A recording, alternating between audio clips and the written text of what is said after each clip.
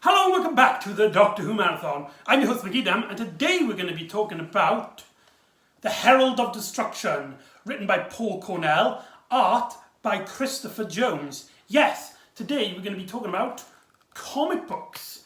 This is a comic from 2017. It was a one-off miniseries starring the Third Doctor. I believe it was 5 parts by Titan Comics. Can you see it there? Yeah, awesome. Now I've got the trade of this that collects all 5 issues, and I've also got the first issue in this here, and it's really great quality paper. Just there you go. It's just something that cool, isn't it? That I've got both a trade and a single issue. This is the only issue I have of it in single, but I got the whole story in the trade, so no fear. Now, before I begin, I just want to put out this right away, right? Spoiler warning. This is one of those stories that, though it's really a fan referencey kind of story with loads of references to previous stories. So. And it also relies on them being sort of like a surprise in the story. So if you don't want to know anything about the story, or if you have any plans on watching or reading this, I highly recommend you not watch this episode. But if you are interested, or you've already seen the story and you just want to know my opinions, here you go. Another thing I want to state as well that might be a bit controversial is, to me personally, I've never been too keen on modern comic book art for Doctor Who. It always comes off as cheesy, not cheesy, but a bit cheap, a bit basic. I'm trying to think, yeah, that's a good page to show it.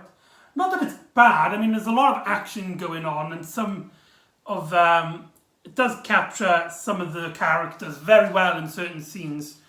But something about it is just a bit too simple and a bit too... I can't really describe it. I think it's more my personal taste, because a lot of Doctor Who art from different artists all around are like this. I don't know if it's something to do with like the budget. Maybe they didn't have the right pens and pencils, equipment, I don't know, but yeah, the art style is not my cup of tea, I would say, but on a more important note, as I may have stated before, Doctor Who's canon is a bit more fluent than most franchises. Doctor Who, its canon is really up to the viewer, and for me personally, the TV show is obviously canon, and most, if not all, the audio dramas.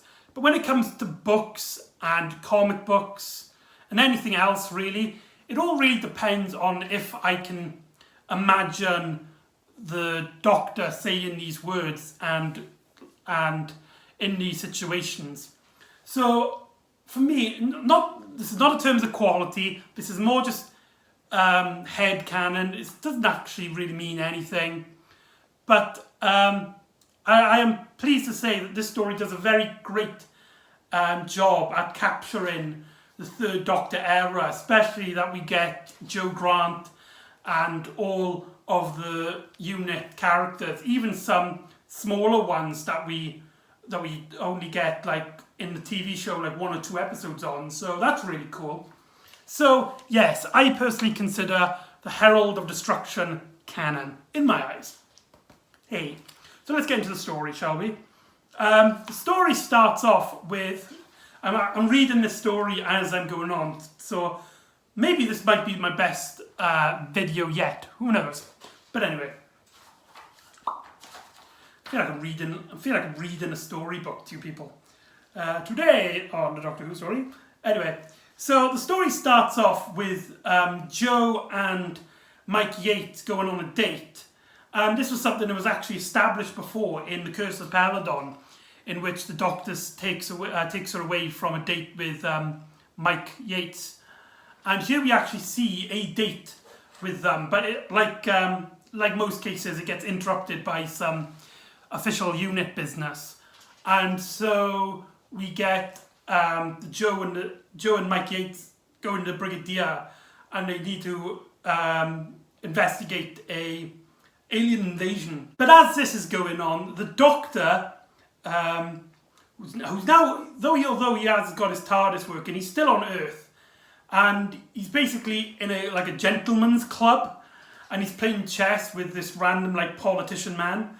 And I just love this idea of John Pertwee joining a very gentlemanly, old-fashioned club. It feels like something he would do,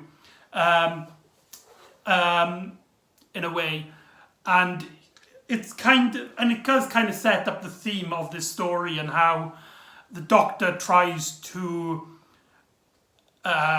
keep much to Earth as possible.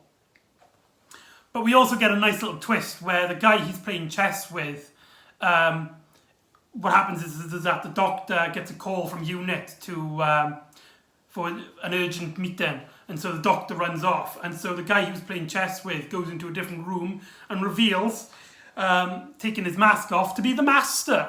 Yes, the Master's in this story. The story does a great job of capturing Robert Delgado, and in my opinion, the Master is the one easily fleshed out in terms of how you imagine him to be. All of his dialogue, you can imagine Robert Delgado speaking these lines. There's something about that captures him, and it really feels like a unit story in this one, especially how he's not really the main villain. What's that? But let me digress. So the Doctor lands. So the Doctor arrives in this small village. First, the site seems deserted. However, he gets attacked by what looks like lightning and bolts of lava, as one character describes. I think it's Mike Yates. Yeah, Mike Yates. And then it turns out that UNIT have set a base in a church in this small village. Now, small villages were a big part of the Third Doctor era, most famously in the Daemons. And like I said, this story does a great job of feeling like it's from the 1970s. But because now it's art, comic art, it could feel much more fleshed out and much more like a cinematic experience in a way. So in a way, this comic feels like what if the Third Doctor had a movie, and it's like we're looking at the storyboards. That's a great way of putting at it. Yeah. That's what the story feels like. It feels like the Third Doctor had a movie, like a cancelled movie, and we're looking at the storyboard, in a way. And the enemies, they're called the Micro Machines, and what they are is that they're these giant robots that can shoot lasers through their fingers and shoot like lightning and the lava thing, as I've stated earlier. And what they can do is they can convert anything into machinery and basically remake themselves. As there's a scene where Brigadier blows them up, and you're using the soil and all the broken pieces of each other to mix together to make a giant robot, basically. So kudos on the creativity. I was kind of getting some similarities with the Cybermen, and I thought this story was going to be a Cybermen story after that explanation, but no, the story has nothing to do with the Cybermen. You might be a bit disappointed in that. However, they do feel different enough. So the Doctor takes a piece of the machine, uses his sonic screwdriver so it doesn't connect with the rest of them, and he plans to take it back to his laboratory in Unit HQ. Now he goes back to Unit HQ, and the secretary there has actually been in 2 TV stories. I believe it's The Mind of Evil and The Ambassadors of Death, but I could be wrong. But anyway, she has a cameo scene at best. And the Doctor walks into the room, into his laboratory after the secretary character is like, Doctor, somebody has just arrived and I've let them into your laboratory. And the doctor's like, how dare you? I've told you perfectly well. My laboratory is full of equipment. It's only for me and my tea lady. And the woman just go, and the eunuch woman just is like, well, that's the thing, see, I'll let you see for yourself. And she opens the door and we get, spoiler warning, forget it, the second Doctor! He's in this story! What? Yes, this follows straight on from the Three Doctors. They mention a lot that this story takes place right after the Three Doctors, and how the Doctor has just got his TARDIS working again, but he hasn't left Earth. He likes Earth enough that he wants to stay there for a bit. And the second Doctor's mucking around in the TARDIS, and he says that these machines are pretty urgent, so the Time Lords have sent him. And so the Doctor's like, okay. However, as this goes on, Joe Grant gets attacked by one of the machines, by the machine, which was believed to be disactivated. And so Joe starts becoming one of these machines, and the third Doctor has to then go into the mind of Joe Grant, sorry. Whilst this is going on, the Brigadier is trying to work out what's happening with these machines. The Doctor's put a force field around them, so hopefully that will do him some good. And whilst this is going on, Corporal Mayhew, I think his name was, walks in and basically takes control. And the Brigadier's like, I didn't know you were around. How's your wife and kid? And he's like, whatever, no time for pleasantries, blah, blah, blah, blah, blah. And then the Brigadier puts his gun up to him and is like, what do you want, Master? And it turns out it's the Master. Yes, the disguises that the Master uses around the Third Doctor era has failed him for the first time, and the Brigadier actually sees through it. And there's a great scene where the Master tries to hypnotise him and use, because the first Master on screen was known for hypnotising people, and he tries to hypnotise the Brigadier, but he fails. So it's kudos to this story that shows the Brigadier to be really intelligent in this story. And so the Master gets kidnapped, and they go. So the Brigadier kidnaps the Master, and they're heading off to the Doctor's laboratory. But the Master escapes by using his mask. He turns it into like a parachute and comes off the plane, which I find absolutely hilarious. And so the Brigadier comes to the Doctor's laboratory and is like, we found the Master, but he's escaped. And then he sees that Joe Grant and the Doctor have basically become these strange things. Hold on, let me... okay, I can't find it. But, and the second Doctor's there playing around with the TARDIS, and the Brigadier's like, what the hell's going on? And the second Doctor's like, taking all of his scientific equipment, and he's like, sorry, Brigadier, I got a dash. And he runs off, presumably to do something to do with the micro machines.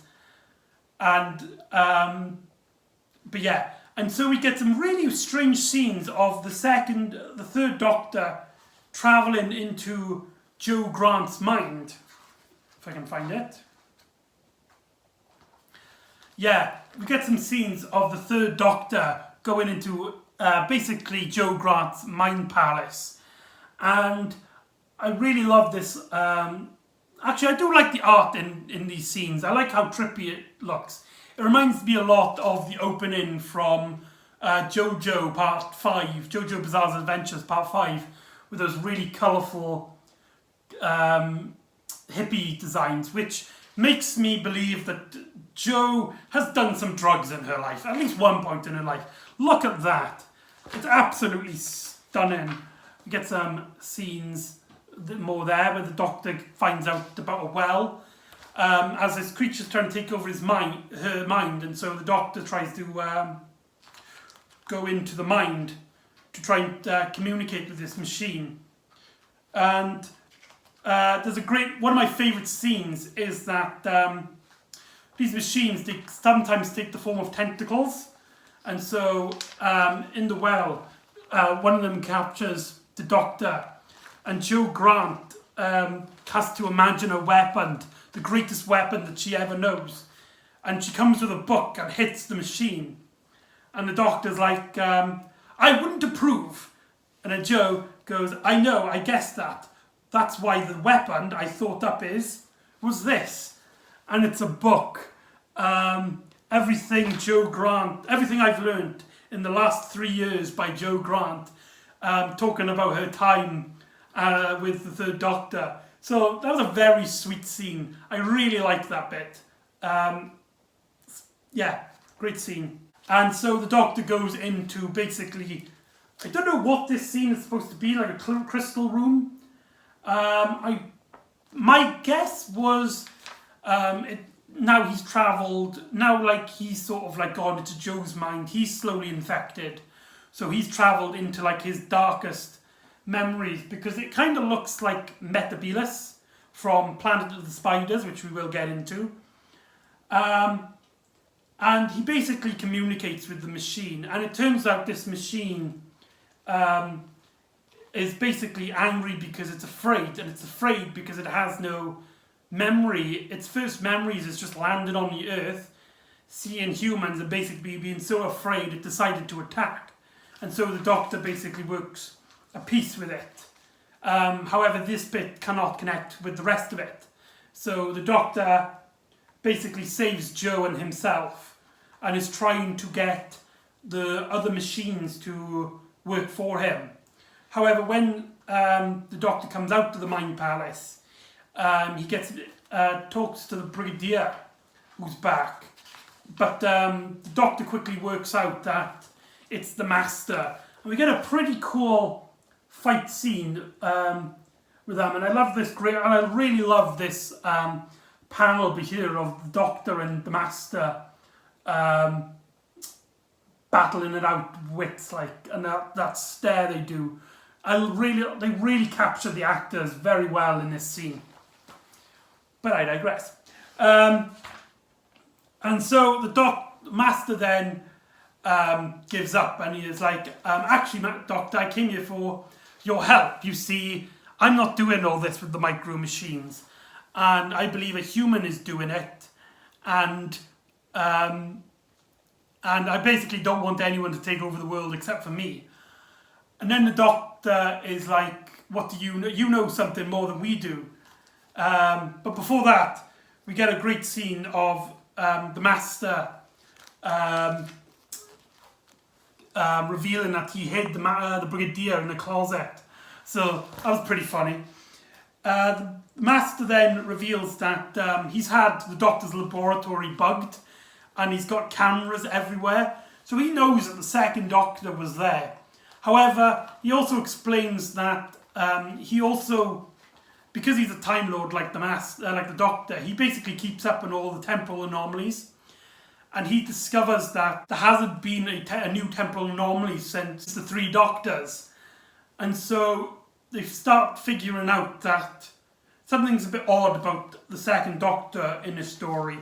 Now, you know how the second Doctor being in the story was a big deal? Well, here's another twist, a twist within a twist. It turns out it's not actually the Third Doctor. It's actually Salamander from Enemy of the World. I don't know if you remember Enemy of the World. I have talked about it.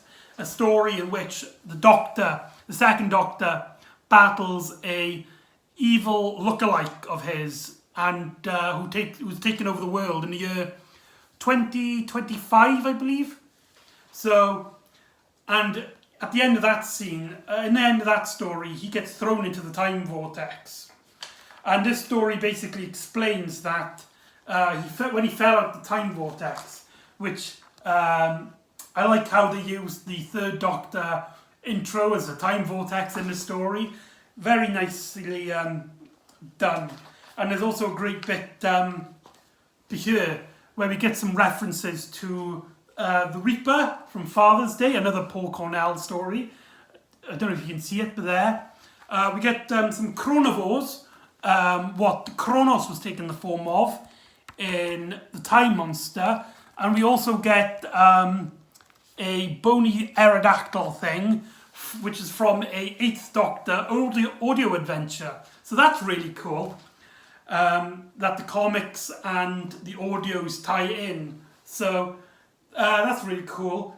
But basically what they explain is that when he fell in through the time vortex, he actually landed not long after where the 2nd Doctor landed, as if you might have remembered in The Enemy of the World, it leads on a cliffhanger of the TARDIS falling, and they land in London in the 1960s or 70s, depending on which continuity you follow. And so Salamander has been on Earth since then, and because he's from the future and he knows about future technologies, he's taken this to an advantage, and it turns out he's the one that's creating the micro machines.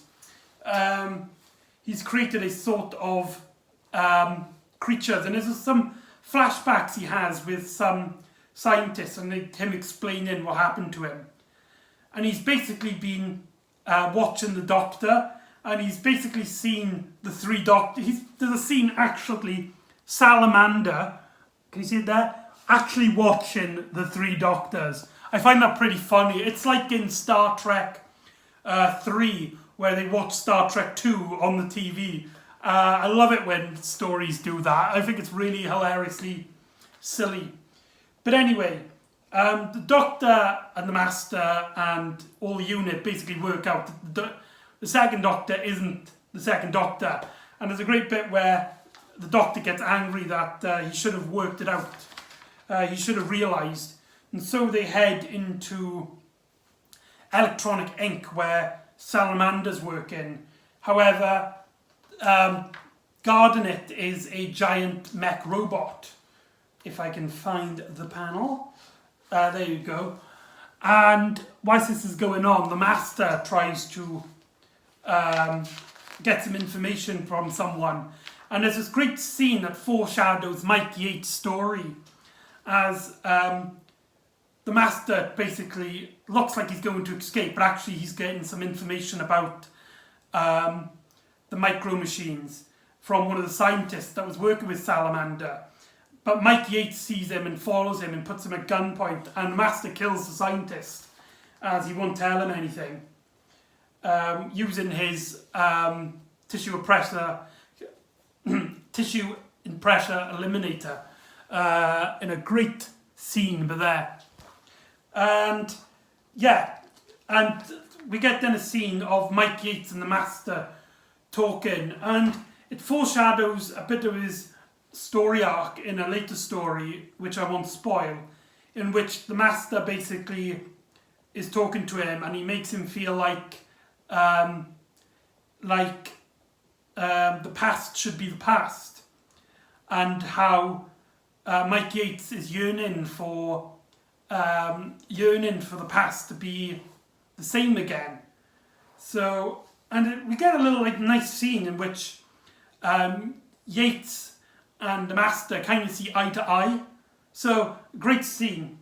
And so the Doctor and all that catch up, and they follow Salamander, and him and his scientists have basically what happened is that what we find out is when he was disguised as the 2nd Doctor, he came into the Doctor's TARDIS, stole some equipment, and turned his machine into a time-traveling machine.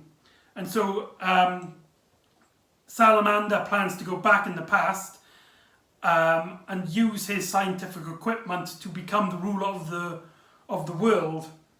And there's this great thing about the Salamander realizing the Doctor's an alien and basically hates him for it, and finds it kind of disgusting, like a xenophobic dictator, which kind of makes him a parallel to Adolf Hitler. But there's also a great bit in which Salamander talks about how the Doctor has basically been neglecting his abilities to travel around the universe and is only on Earth so that he can take advantage of humans in a way. And we get a weird scene in which after they've travelled into the past, Salamander is basically like, this is humans who did this, not aliens, not Time Lords. A human being travelled in time. And we get this weird scene in which he has the tentacle things, the tentacle micro machines, take him away. And the Doctor has to follow him and stuff. And they find out they're in 18... I can't remember what year they say it was. 1868. But we also get a great reference to dimensions in time, as the third Doctor says, "Madam, what year is this?" Fantastic, absolutely fantastic. When I saw that, it made me chuckle a lot. Nothing really story detail. It doesn't make a story any better. It's just a nice little nod for fans. And so they've got to follow Salamander, who, using logic, the Doctor works out that he's going to show off his power. And so they head off for Parliament. And here, the story kind of feels a bit comic booky. Because Salamander starts wearing a micro machine like armour. And it reminds me a lot of Lex Luthor's costume in Injustice. Or is it DC Online? I can't remember. But anyway, maybe it's both. But anyway, he wears like a sort of like a mech suit in a way, which reminds me a lot of like a lot of supervillains. There's a great panel of it. There you go. And he starts calling himself the Future Man, emphasizing that this is a comic book story. So, also important thing to note, I've just noticed as well, I believe this is the first time the third Doctor's set in the past, from our point of view. It is also the first time Brigadier, Mike Yates and Benton have all travelled to a different time with the Doctor, so even though it wasn't through the TARDIS. So that's really cool from my point of view anyway. From what I can gather, from my point of view, this is the first time this has happened. Though there might be some other stories which you might consider canon take place before this, so who knows. But anyway, Salamander basically puts himself at Parliament and is like, I have magical abilities, listen to me, and you will rule the world with me. So it reminds me a lot of the 2009 Sherlock Holmes film, in which the villain basically makes the Parliament believe that he is magical, and so it's either you work with him or he kills you. And the Doctor gets involved, and the Doctor and Salamander debate about it. Now, a really funny scene, in my opinion. Salamander uses the micro machines to gag one of the politicians. That's just a really funny scene. But anyway, and there's a great scene in which Salamander basically convinces them that the Doctor's an alien, and the Doctor's like, you may not have noticed this man does have a tremendous ability to speak the most utter poppycock. Brilliant line, absolutely brilliant line. But anyway, they start debating about, because Salamander's trying to convince these people, and so he uses the micro machines to attack the Doctor in a fantastic scene. And the Doctor, because now he's close range and he has the smaller device, he tricks Salamander, and so now the devices work for the Doctor. However, Salamander's like, you can't do this to me, I have a remote control. and he activates it. However, nothing works. And then we get a great little moment in which the Master takes control of the micro machines, and he plans to use it, and he goes off, but then the Doctor stops him, and the Master escapes, and because somehow he had his TARDIS in 1860, whatever year it was, so he escapes in his TARDIS.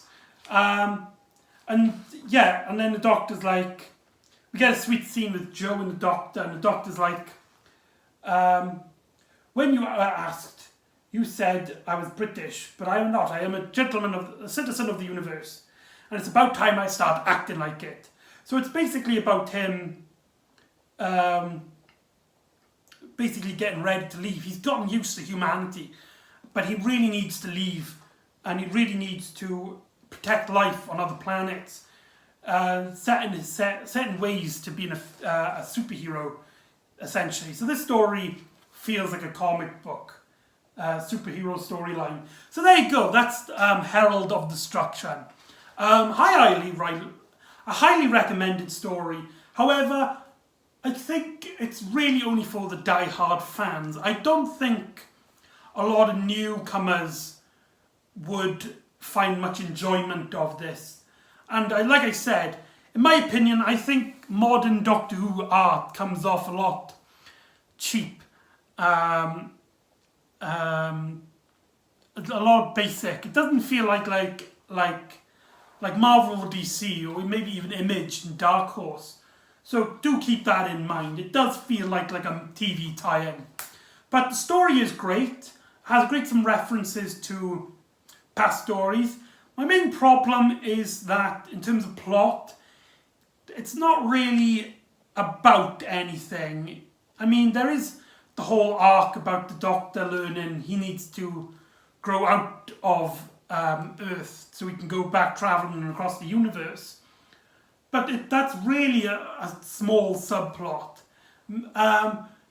There's no real deep meaning to the story. The story's a bit simple, and it might be considered forgettable, but with some great fan service, some great moments, and some great representation of character, as you can feel the third Doctor and Joe and the unit crew and the Master, and the return of Salamander with a twist of him disguised as the second Doctor and then revealed that it is Salamander. It keeps the story enjoyable. So that's Herald of Destruction. So join me next time where we have 2 stories to talk about, as the Doctor has some really wacky adventure. So join me next time for the Carnival of Monsters and Peep Show. I'll see you then on the Doctor Who Marathon. Ta-da!